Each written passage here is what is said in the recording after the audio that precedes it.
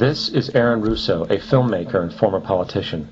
To his left is Nicholas Rockefeller of the infamous Rockefeller banking and business dynasty. After maintaining a close friendship with Nicholas Rockefeller, Aaron eventually ended the relationship, appalled by what he had learned about the Rockefellers and their ambitions. I got a call one day from an attorney woman I knew, and she said, "Would you like to meet one of the Rockefellers?" I said, "Sure, I'd love to." And we became friends, and he began to divulge a lot of things to me. So he said to me one night, he said that there's going to be an event there, and out of that event, you're going to see we're going to go into Afghanistan, so we can run pipelines from the Caspian Sea. We're going to go into Iraq to take the oil and establish a base in the Middle East, and we're going to go into Venezuela and try and get rid of Chavez.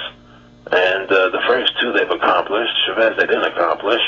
And he said you're going to see guys going into caves looking for looking for people that they're never going to find.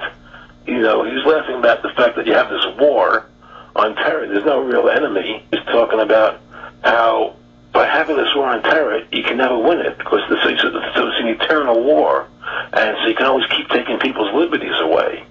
And I said, how are you going to convince people that this war is real? He said, but the media can convince everybody it's real. I mean, you know, it's just that you keep talking about things, you keep saying it over and over and over again, and eventually people believe it.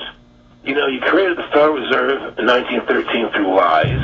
You create 9/11, which is another lie. Through 9/11, then you're fighting a war on terror, and now all of a sudden you go into Iraq, which was another lie, and now they're going to do Iran. You know, and it's all one thing leading to another, leading to another, leading to another. Now, I would say, what are you doing this for? What's the point of this thing? You have all the money in the world you ever want. You have all the power. I said, you know, you're hurting people. It's not a good thing. And he would say, what do you care about the people for? Take care of yourself and you take care of your family. And then I said to him, what are the ultimate goals here? He said, the ultimate goal is to get everybody in this world chipped with the RFID chip and have all money be on those chips and everything on those chips. And if anybody wants to protest what we do or violate what we want, we just turn off the chip.